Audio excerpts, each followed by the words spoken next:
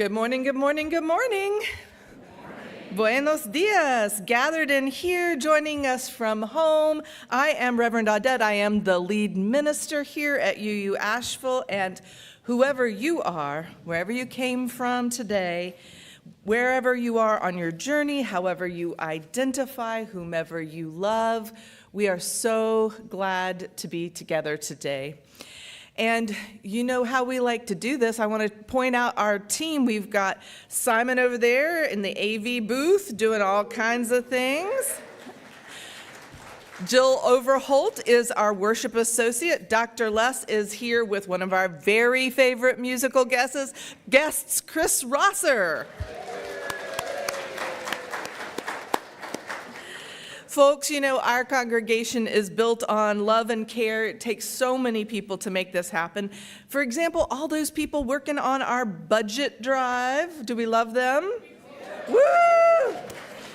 Those people who work on our board, on our new fundraising team, our legacy team, all of those working with our children and youth, all of our welcoming folks, our justice team, so many more. If you happen to volunteer with us in any way, would you raise your hand? Oh, it's more than that. Raise your hand if you do anything volunteer here, right? Woohoo! Thank you all, right? That is what today is all about, actually. It is about the love that calls us to be together and the teamwork that makes community possible. So welcome. I invite you now to just take a deep breath, to settle your hearts, your minds, your bodies, as well as your electronic devices. And let's take a moment to hear our opening music. Good morning. How you guys doing?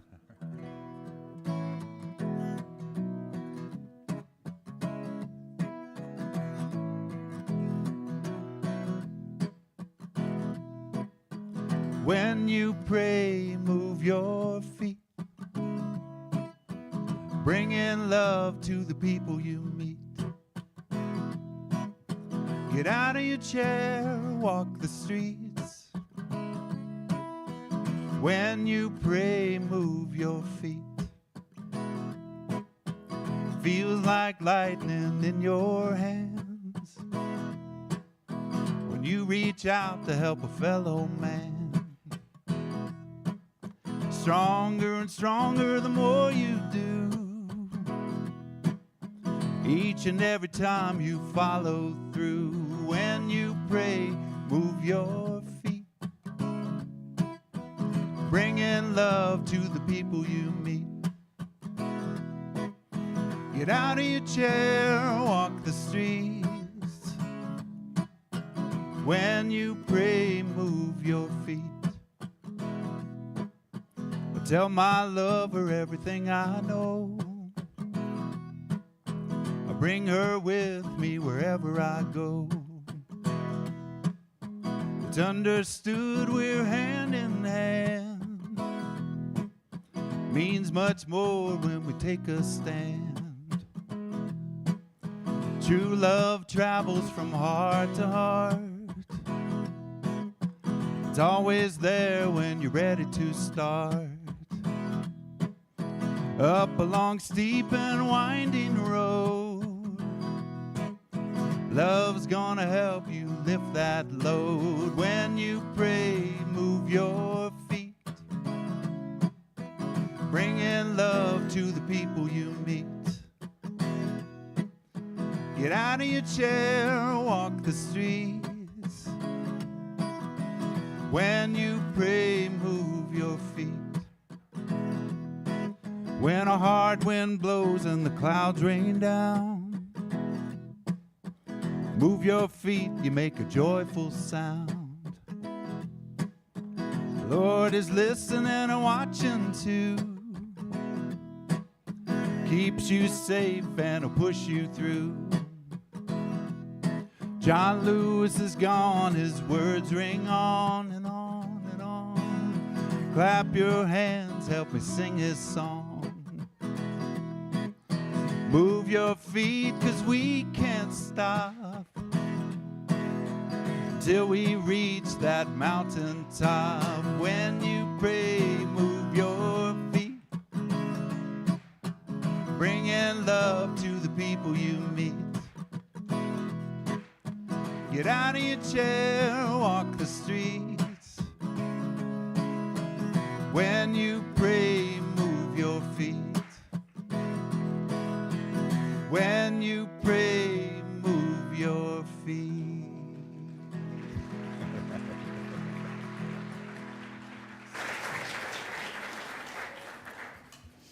Morning.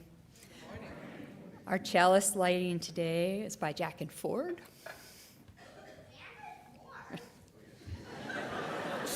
Jack and Ford. And our chalice lighting words come from Reverend Audette. The people united can never be defeated. As we gather this morning and kindle the lamp of our historic faith, we remember the many thousands who tread rocky roads before us. Indeed, the chalice itself began as a lamp in the window to indicate safe harbor for those escaping persecution during World War II.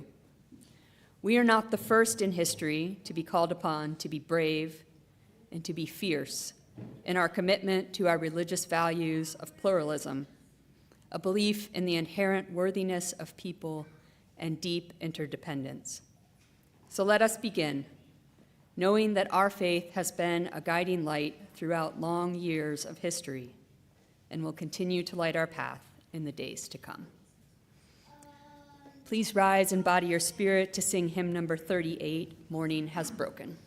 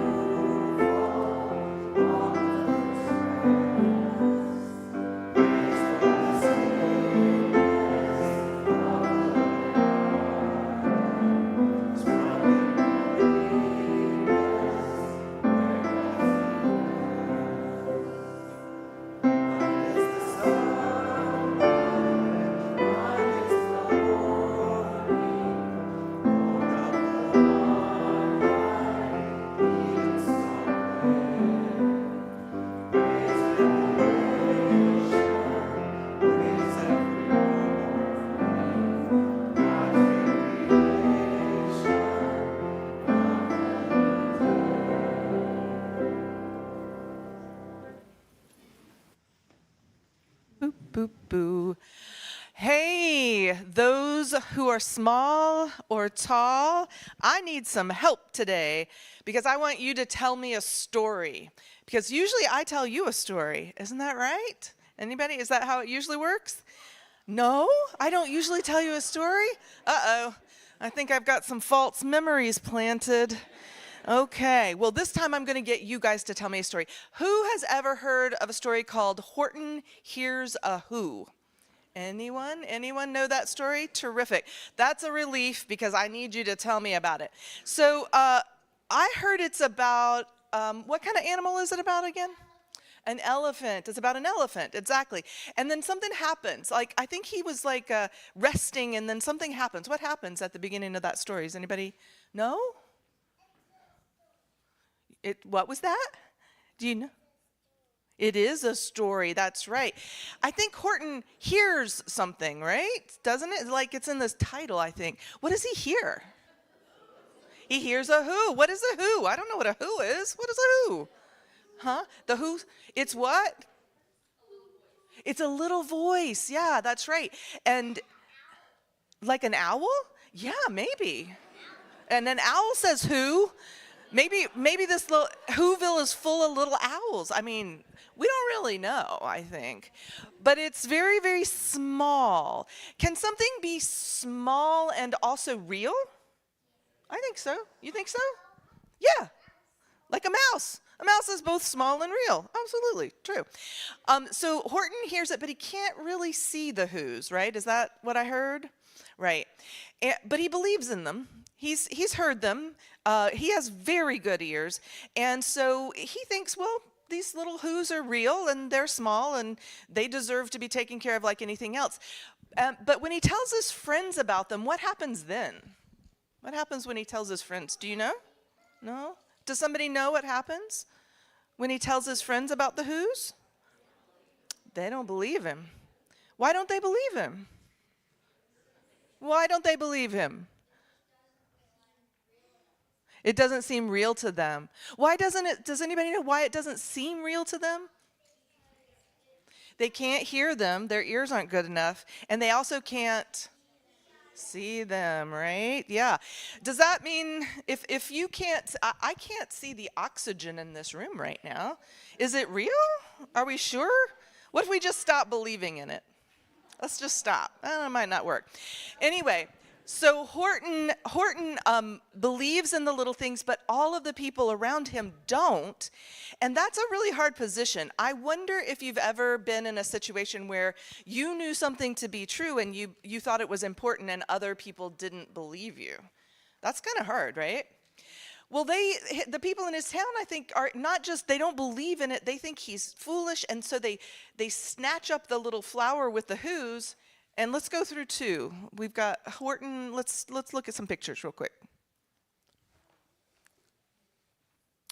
They drop it in a field. Look at that. It's on the flower. Look at all those other flowers that look exactly the same. And Horton believes so much in his little friends, the Whos, that he goes through all of those flowers that seem the same to find and rescue his Who friends. Is that right? Do we think that's right? I think that's right. And then it gets scary because his friends, they don't just disbelieve him. They are ready to be very mean to him about it. Let's look at that next picture. Look at that. You see? Well, I'm going to kind of point it out here. There's Horton. He's holding the little flower with the Whos that are sticking up. Can anybody see the Whos in this picture?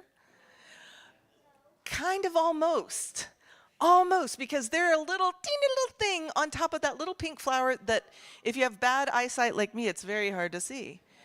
But even if you know that they're on that, you can't see the Whos, right?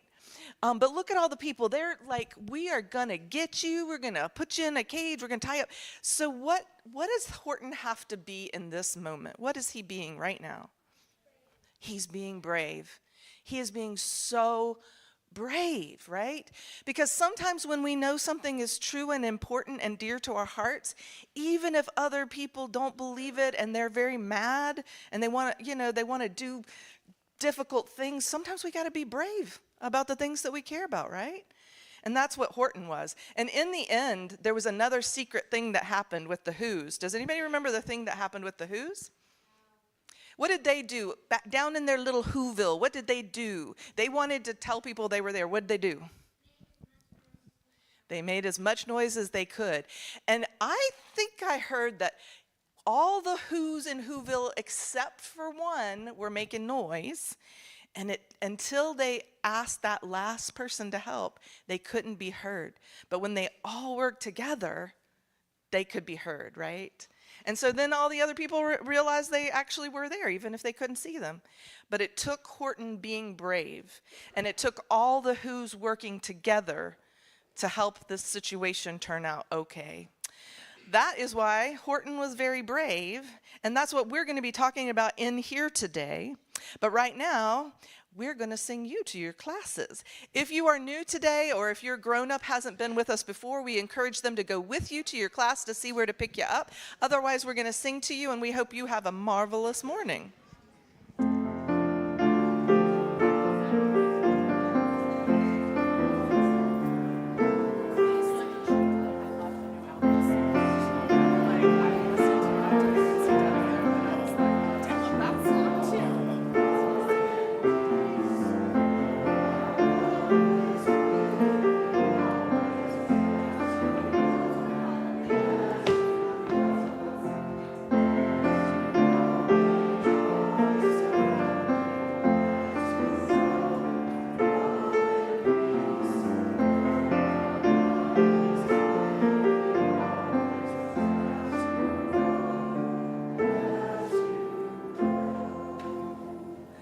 Thanks. We have a little bit of additional room up here if anybody wants to scooch out a little bit.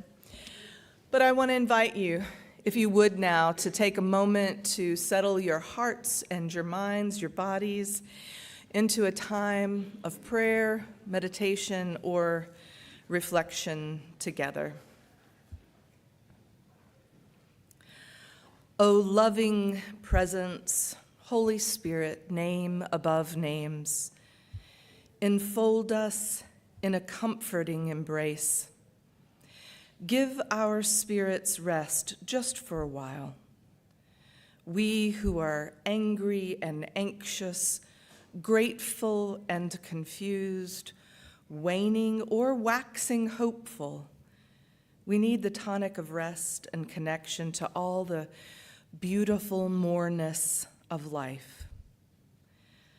Guide our hearts toward healing and our hands toward justice. Make our spiritual steps steady and give us ease that belies any wretched condition.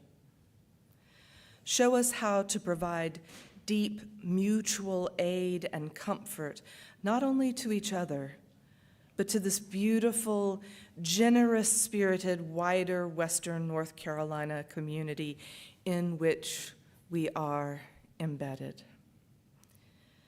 Help us to celebrate the ongoing wonders, pleasures, and ordinary joys of life, and give us strong hearts to bear the pain and uncertainty when it comes. Most of all, help us share deeper wisdom and a far greater commitment to change than we have ever dared before. Keep in front of us the beautiful and terrible truth that we are all in this together. O love, do not let us go. Amen, Ashe, blessed be, Aho. And now is the time in our service where we share our joys and concerns as a community. And Jill is going to help us prepare our vessels, because every time we gather, we like to have ritual time. We sprinkle salt into our common vessel to represent all those sorrows and pains, the grittiness of life.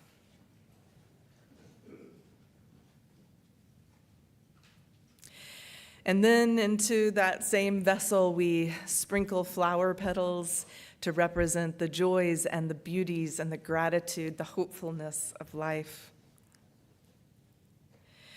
And so we invite you, whatever you're carrying in your heart, we're going to invite you to line up here on either side. If you're on this side, we want you to line up in a line here to come to this table. And you're going to walk around it like that so we can move you on. And then you're going to go out. Jill, can you help us show, so we're woo, and then point there. Yes, thank you. And then if you're on this side, you're going to come here and go out that way. Hopefully these two circles will work well. Sometimes there's a little bit of blockage. There are vessels with stones on either side. We invite you to take a stone. Don't leave a lot of space. You don't need to leave a lot of space between person. Don't linger here while one person's here. We're just going to make continuous lines, and we invite you, as we listen to music, to prepare this ritual of joys and sorrows.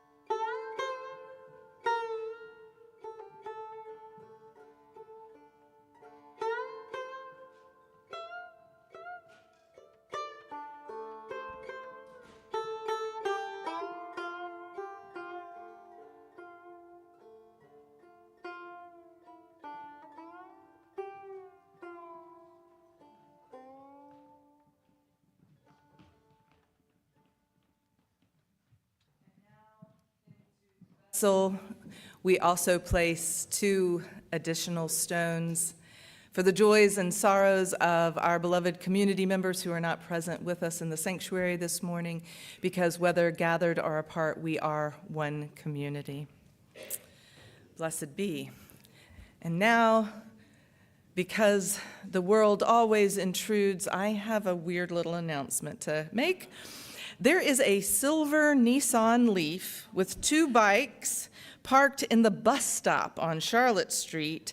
You should probably move that. We did want to note that there is a staff spot open right here in this parking lot if you need to move your Nissan Leaf. There you go. We've provided a space for you. There you go. All right. And now it's time we want to invite Julie Overholt up to.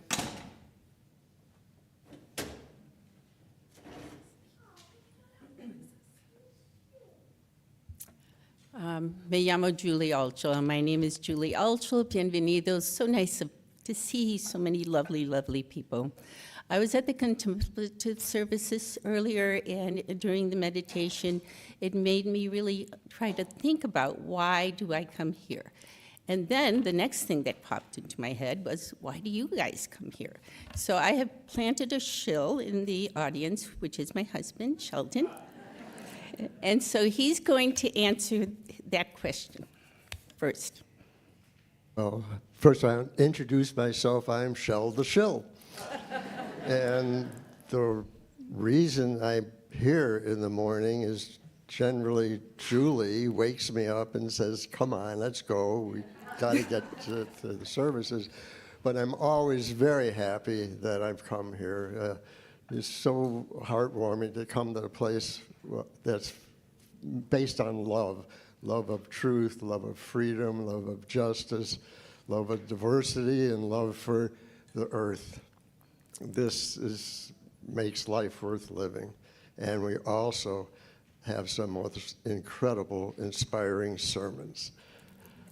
Yes, Thank and you. so I'm going to just briefly ask out someone in the audience about why they're here. And I kind of remember this person named Donald who loves to speak in the microphone. So Shell is going to walk over there and ask Donald. Thank you, Donald, for being so kind. Thank you. My name's Donald, and my husband and I were just looking for a community of acceptance and authenticity, love, and for us being, accepted for who we love. So thank you for having us, and thank you for the warm welcome.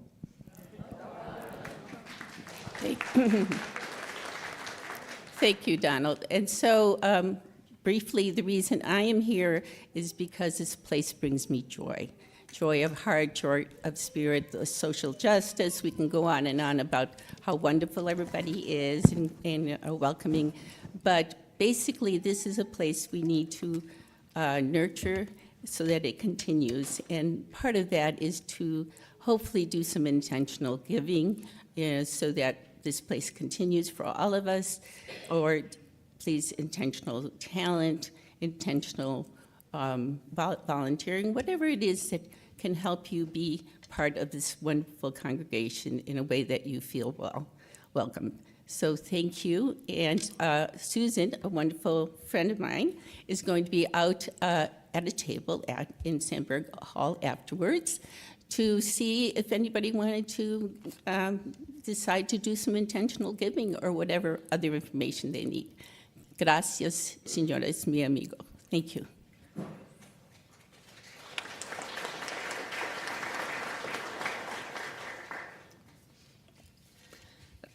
Our reading this morning comes from several sources and is a little longer than a usual reading. You can think of it as part 1 of Rev Audette's sermon, which is adjusted accordingly for time. She wanted you to know that. Dr. Erica Chenoweth is an American political scientist, professor of public policy at the Harvard Kennedy School and the Radcliffe Institute for Advanced Study. They are known for their research work on nonviolent civil resistance movements. In particular, they have researched and collated data on over 300 revolutions since the 20th century. And with their colleague Maria Stephen, developed what is known as the 3.5% rule. They have been able to show two essential points: that mass movements are almost always successful in overthrowing authoritarian regimes when 3.5% of the population participates, and that nonviolent resistance movements were successful 53% of the time, whereas violent protest movements succeeded only 26% of the time. Many factors play into this. Mass street mobilizations are significant, but not always sufficient. Varying forms of strikes and boycotts are usually necessary as well. In the US, the 3.5% threshold would be approximately 11 million people. From a March 19, 2025 article by Dr. Chenoweth in Waging Nonviolence, titled "Resistance is Alive and Well in the US." Protests of Trump may not look like the mass marches of 2017, but research shows they are far more numerous and frequent, while also shifting to more powerful forms of resistance. Our research shows that street protests today are far more numerous and frequent than skeptics might suggest. Although it is true that the reconfigured People's March of 2025, held on January 18th, saw lower turnout than the 2017 Women's March, that date also saw the most protests in a single day for over a year. And since January 22nd, we've seen more than twice as many street protests than took place during the same period 8 years ago.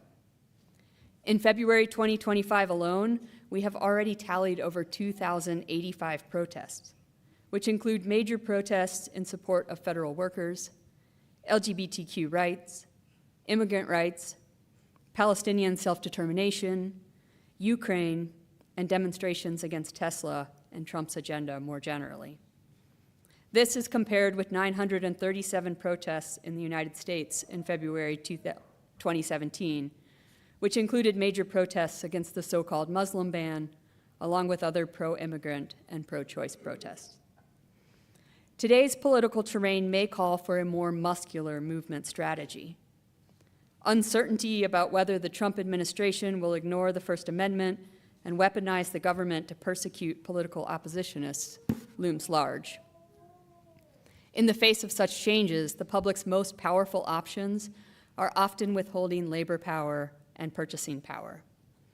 Calling in sick from work or school, refusing to buy, and stay-at-home demonstrations are notoriously difficult to police. Last month, an inestimable number of people participated in such actions to highlight a day without immigrants. The prominence of billionaires in the administration and populist anger toward them make this type of approach even more viable in today's climate. Indeed, the diversification of resistance methods puts the United States on a similar trajectory to many democracy movements of the past. In anti-authoritarian movements of the 20th century, economic non-cooperation, more so than protest alone, was the coordinated activity that split elites and made way for democratic breakthroughs. When the Nazis invaded and occupied Denmark in the 1940s, non-cooperation was near total. No one remembered how to run the railroad. Teachers had to leave school early to tend to their gardens. Factory workers slowed down or stopped production altogether. Danes obscured the identities of their Jewish neighbors, gave them temporary haven, and secured their passage through fishing boats to neutral territory, saving thousands of lives. That Americans seem to be rediscovering the art, science, and potency of non-cooperation, combined with a robust protest capacity and legal action, shows that resistance against Trump's agenda in America is not only alive and well, it is savvy, diversifying, and probably just getting started.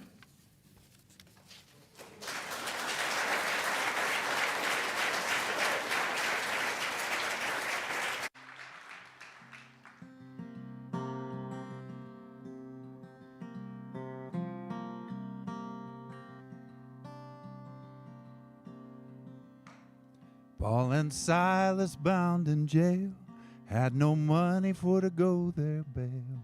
Keep your eyes on the prize, hold on. Hold on, hold on. Keep your eyes on the prize. Hold on. Want to try singing that part? Hold on, hold on. Keep your eyes on the prize. Hold on. Paul and Silas began to shout. The jail door opened and they walked on out. Keep your eyes on the prize. Hold on. Hold on. Hold on. Keep your eyes on the prize. Hold on. Hold on. Hold on. Keep your eyes on the prize. Hold on.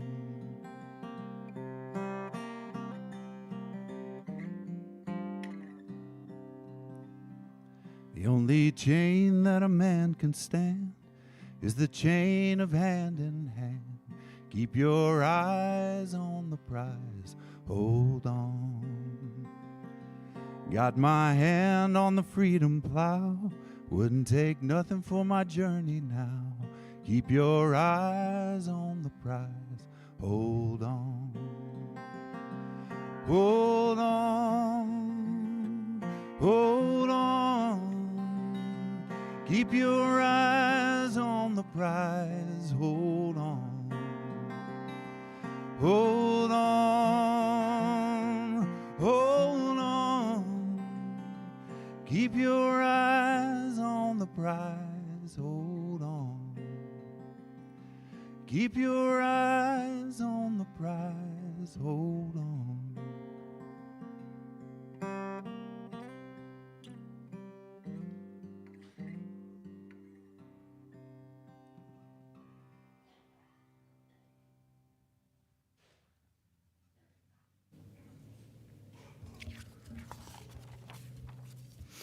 So both by request and because I want thought partners, I'm hosting a monthly collegial conversation about, all of this. As many of you know, last year I led classes called American Autocracy, and now I've been leading a kind of a second phase called On Freedom. And as part of that, I've set up a Discord server so that we can keep talking continuously and asynchronously. And if you're not familiar with Discord, it began as a gaming platform, but it's basically this online site where you can host chats and talk either in real time. It has a phone function. You can use video chatting. You can video chat with people and play games. Or you can use it asynchronously, as one does on platforms like Slack or Google Chat or basically any text chain messenger app. It has other functionality, but they're irrelevant to my point, which is actually this. I talk to lots of people these days, including on Discord with my colleagues, who actually share an interest in, all of this. And there just seem to be, everywhere that I'm chatting with folks, vast gulfs in information and awareness about just a huge swath of what's going on. And so I find myself pretty constantly going, yeah, but have you read this blog? Or do you understand how these things fit together? And of course, if you've been listening to us here at church, I hope right now you're saying, well, that's okay, right? I mean, we don't all need to know everything. We have to pick a few things we care about and focus on those, right? Is that what you're thinking right now? Yeah, I mean, you're absolutely correct. It's just that I'm not doing a great job with that because I am trying to understand and teach about how we can be most effective. And also, to be honest, some portion of it is hypervigilance and my own need to feel like I understand what's happening. So look, we are facing a ton of issues, and most of them are pretty granular. Almost all of them will need the attention of a lot of smart people working very hard for a long time. But before we can do any cleanup, we have to stop the bleeding, to mix metaphors just a little bit. We need to get back to a place where we can have confidence that electoral democracy and the rule of law are actually holding, and then we work backward through the specifics. That's why I was so relieved to discover that there's pretty decent science behind what my gut has been saying all along, that the only way we can make our way back from the brink is mass mobilization. I have known, indeed, it is actually one of my deepest spiritual confidences, is that people working together can make almost anything happen. We can take care of one another. We can solve the thorniest problems. We're geniuses of creativity, and yes, we can take power from dictators and despots. For that, you just need enough people. And of course, that's where we entered Dr. Erica Chenoweth and the 3.5 rule. Jill already explained what that is. It is the evidence of history that there are very few times when the people did not win, when they reached that threshold of 3.5% or more, and they still won a lot of the time, even when they didn't quite get to 3.5%, when a population is working together in pursuit of a goal. So yay, all we need is 11 million people working together. Except it's actually not really quite that simple. And the reason for that is what makes it worth talking about at church. I mean, I already know you care about the world, you care about what's happening, but we also need spiritual care. We need time to reflect on deeper things. And the thing that we're learning about the 3.5% rule is that it's not enough to just get people into the streets on the same day. It has to be a movement. It has to be built from people in real relationships, working together to figure things out, strengthening each other, taking care of each other behind the scenes, bolstering each other when we're weak, and cheering each other on so we can be strong. Somebody's got to figure out where the porta potties are going to go, right? We got to solve the little problems. And in a world of social media, it's actually a bit easier to turn people out. You can do that. That matters. Those shows of strength and solidarity, they always matter.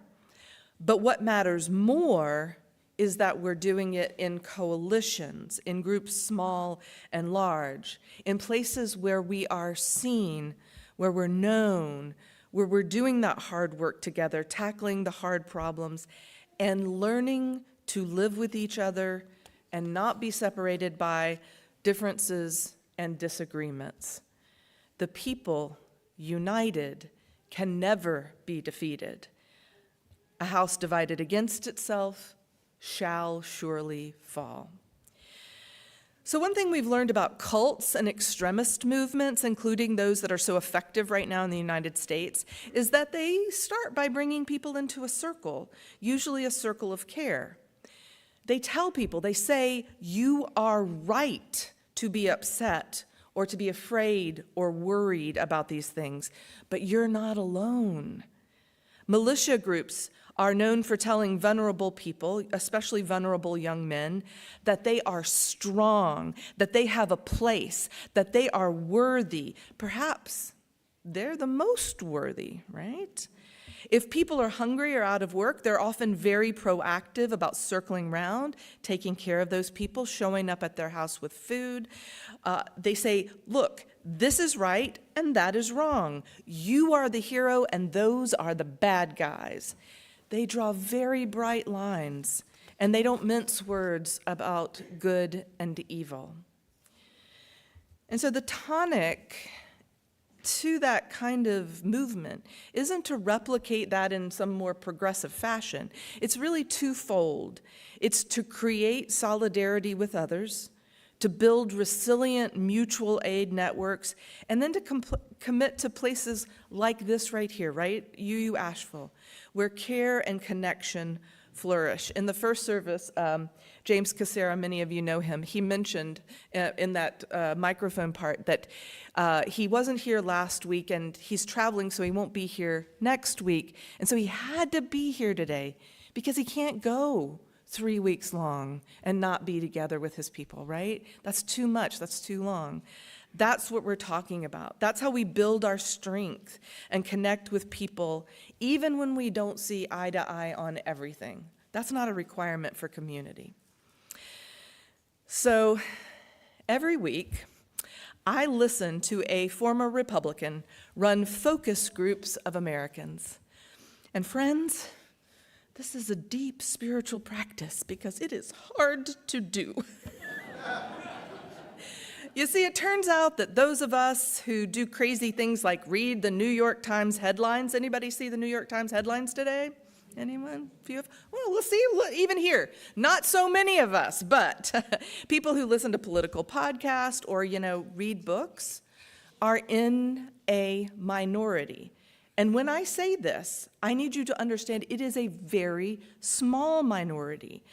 Most people are living their lives, and in our fractured media environment, we are all hearing and seeing very different things, very different things.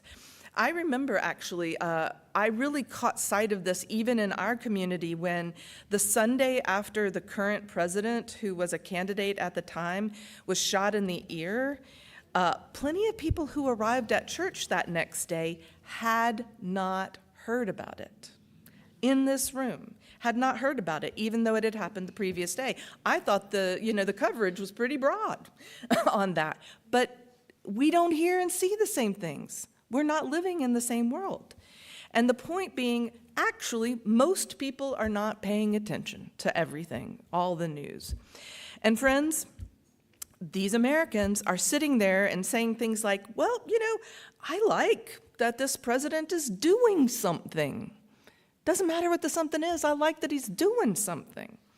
And they can chat comfortably and often about things that are not factually true. And then they make decisions that based on those lies or that misinformation or those mistaken understandings, and it affects all of us, right?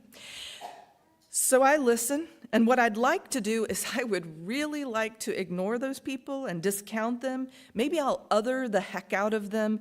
And sometimes my heart wants to belittle and mock them as idiots. But we cannot go on like that. The only thing that changes anyone's heart or anyone's mind is being accepted, being listened to, being understood, knowing that they are cared about, that they matter, that they are not disposable. All of us need that. All of us are mistaken sometimes. I mean, maybe you've known what it's like to make a terrible mistake or a really bad decision and then felt love and known you are worthy of love, whole in dignity, despite that bad decision or that mistake. And so I sit there and I listen to people from all walks of life, and I listen to what they say, and the host, my former Republican lesbian parasocial friend, she and I sit and listen together, and I practice stretching my heart to care about those people, to think about instead how, if I was in that room, how we might break bread or talk about taking care of our communities, or figuring out how to stay in relationship even when we disagree. That's the point of the podcast, by the way, to figure out how to stay in relationship and change hearts and minds. We have to build up our muscles of curiosity and compromise within a context of care. We have to not treat anyone as disposable. So back to the 3.5 rule. Look, we are going to have massive resistance, just like all the people in history before us who had to turn back a bad tide. Gandhi and the Salt Marches, MLK, civil rights marches, solidarity in Poland. What's happening in Serbia and Hungary right now? Have you seen this? It's amazing. But it is not enough. It is not enough just to march together for an afternoon. We have to build movements that are solid enough to persist when we disagree, to take care of each other when we are hurting. We can learn things like the lessons from the bread and roses strikes. We're likely going to have to boycott and protest and strike and hold the streets for a while. But mostly, we're going to have to love each other in ways that are messy and uncomfortable, and we're going to have to join hands with people with whom we disagree. And we need to be starting right now. We need to be building our coalitions with our trans and queer beloveds. We got to build bridges with those who care about Israel and those who care about Palestine. We got to connect with the kind of folks who want to dismantle the red tape and build homes faster, and with those whose main focus is climate justice. We have to be vegans and meat eaters together in the streets. We do. We have to show up for each other again and again when it's inconvenient, when it's messy, when we would rather watch Netflix. Because our faith says that love is at the center. And as far as I can see, and because I am hypervigilant, I am watching all the time, love is the only thing that has ever really brought enough people together to make things right again. And so, friends, that's what we have to do. I love you. I think we can do this together. So let's go do it. Amen.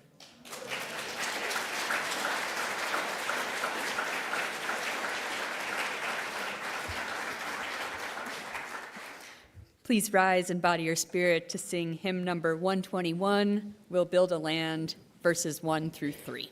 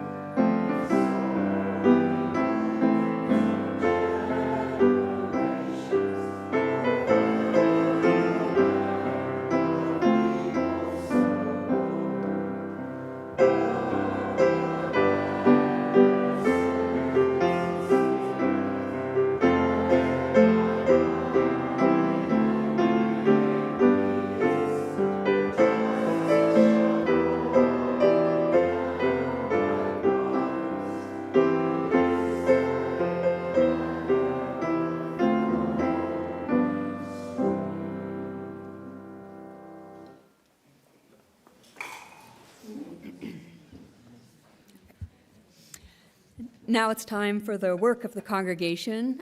We'd like to invite visitors to stand and introduce themselves if they'd care to do so. An usher will be around with a microphone. You can tell us your name and where you're coming from today.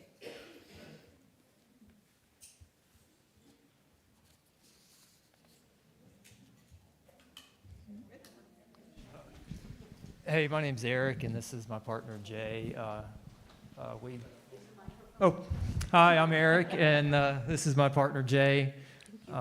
We're both from Asheville originally. We've been here on and off many times, and we just thought I'd come back. So. Welcome.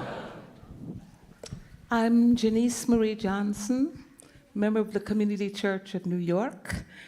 I serve our faith as the Director of Ministries and Faith Development for the Unitarian Universalist Association. Delighted to be here. Thank you. Welcome.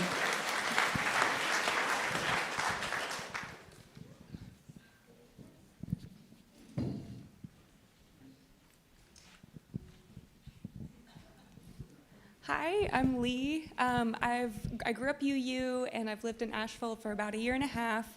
I've come once before a couple months ago, and just trying to make this part of my routine again. So, Welcome. Is it on? Hi, I'm David. I'm from Asheville, first time here. Just checking things out. That happens a lot when I talk into a microphone. Yeah.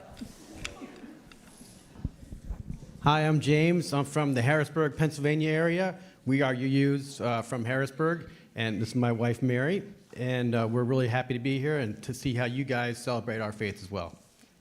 Welcome.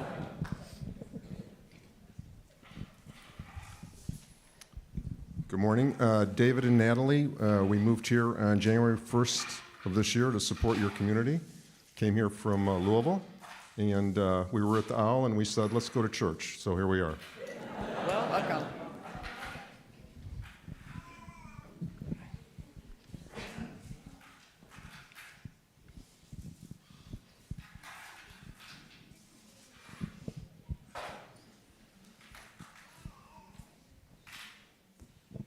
I'm Catherine, and this is my sister Allison, and we're both from Lancaster, Pennsylvania, and we both went to but we both live in Asheville now. Welcome.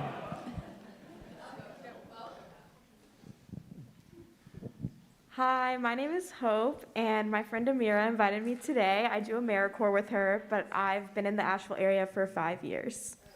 Welcome.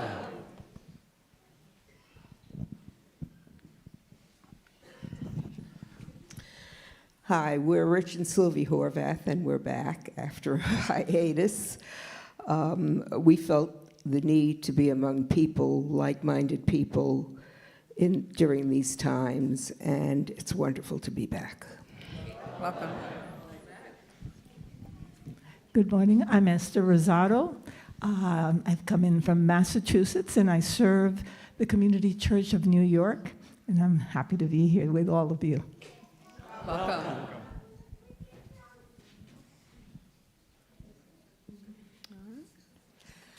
All right, and do we have one more?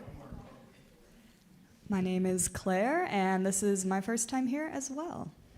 Welcome. All right.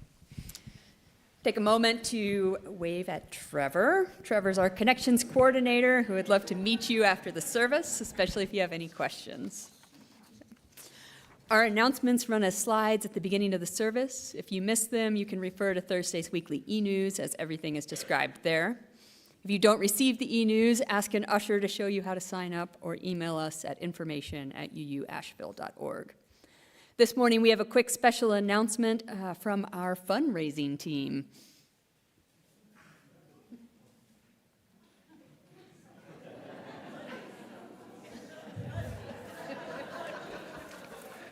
I don't enjoy this at all. Oh, what wonderful laughter. Thank you. It's so incredible.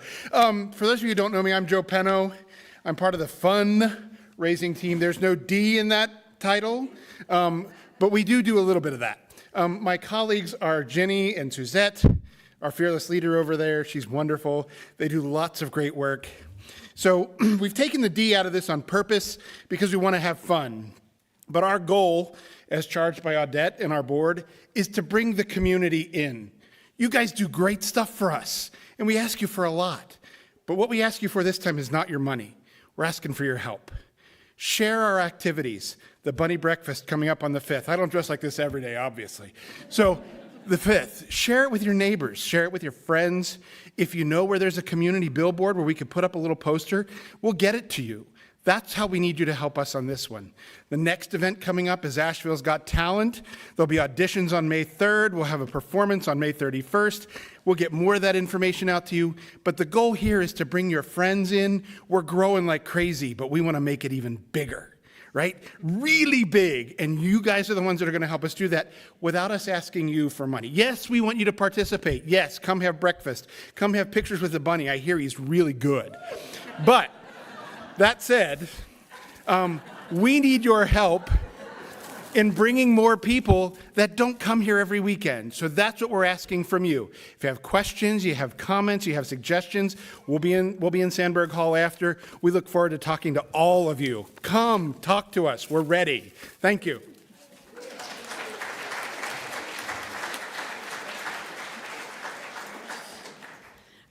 And one more April 5th event. We have a yellow t-shirt brigade opportunity to make your plans to rally at noon in Pack Square, so you can come get your bunny breakfast and your pictures, and then don your t-shirt at 11 a.m. 11 a.m. But it goes on, so don't cut the bunny breakfast short. We'll be there. We'll be there. We can multitask. So our community plate recipient this month is the Carolina Abortion Fund. You can donate by check, but be sure to write community plate in the memo line. All plate monies will be split with our partner, and you can also donate online. The work and ministries of this congregation are entirely supported by the generosity of our members and friends. We celebrate your generosity each Sunday with music and thanks. You make us possible, and we give thanks for you. The offering will now be gratefully collected.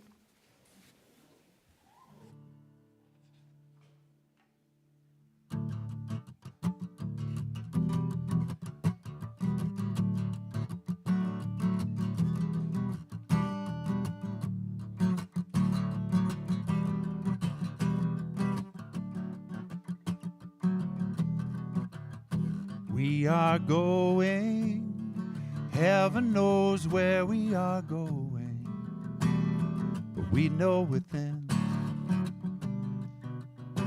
we will get there. Heaven knows how we will get there, but we know we will. It will be hard, we know, and the road will be muddy and rough, but we'll get there. Heaven knows how we will get there, but we know we will. It will be hard, we know, and the road will be muddy and rough, but we'll get there. Heaven knows how we will get there, but we know we will.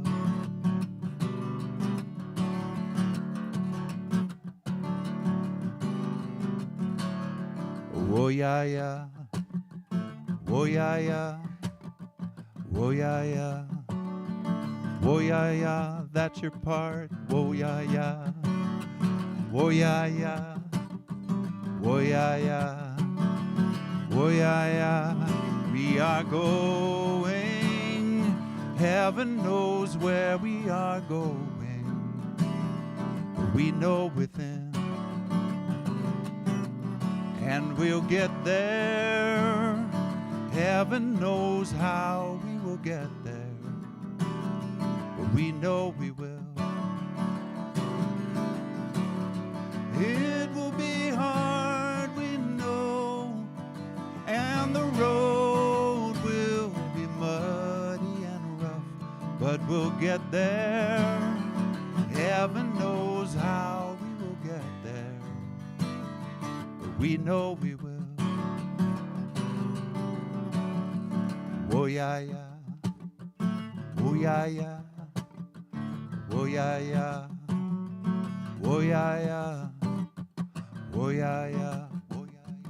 Oh yeah, yeah. Oh yeah, yeah. Oh yeah, yeah. Oh yeah, yeah. Oh yeah, yeah.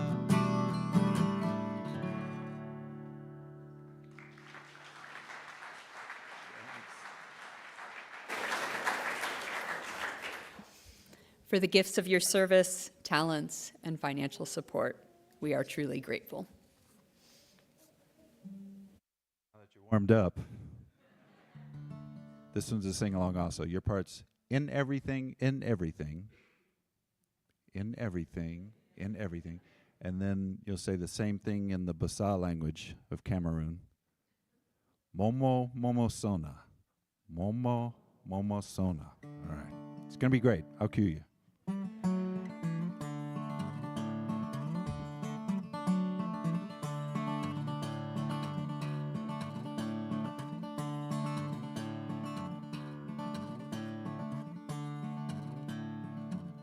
I feel the rhythm of the waters.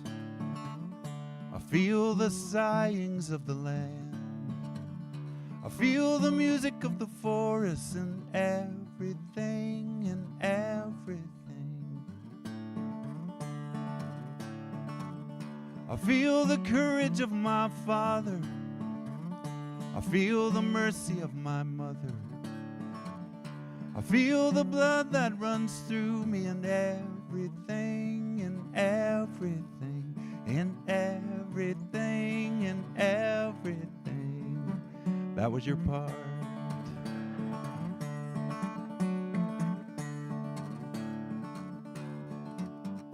Moma, moma sona.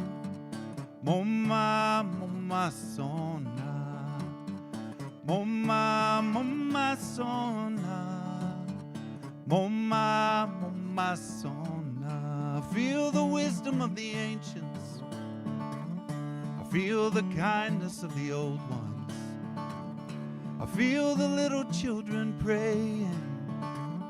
I feel the promise of the ages.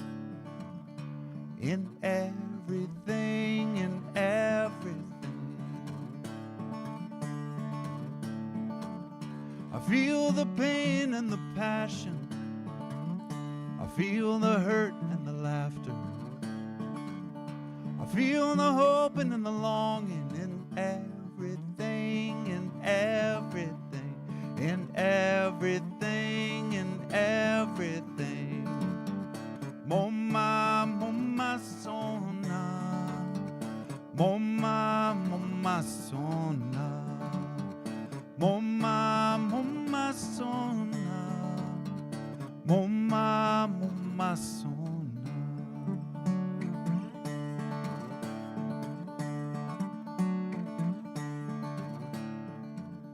I feel the hearts of every people.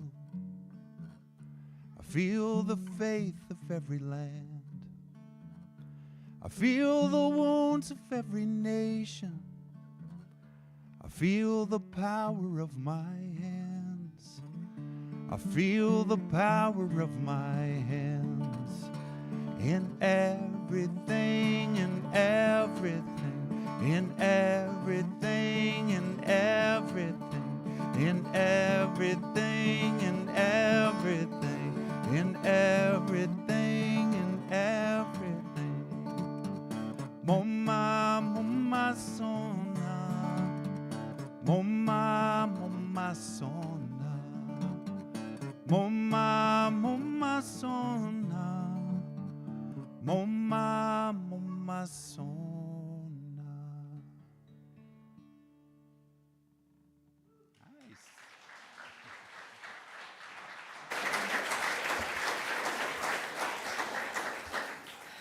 All right, so now, alas, we come to the end. And so I want to invite you, if you will, rise to the peak of your physical or spiritual stature as we're willing and able to do so. Most of you know, many of you know, but if you don't know, we always sing together at the end. We sing a familiar song. If you return to us, you'll sing it. But before that, May the love we find here be a balm to us in the week to come, and may we remember we are the ones we've been waiting for. Let's sing together. Long time song.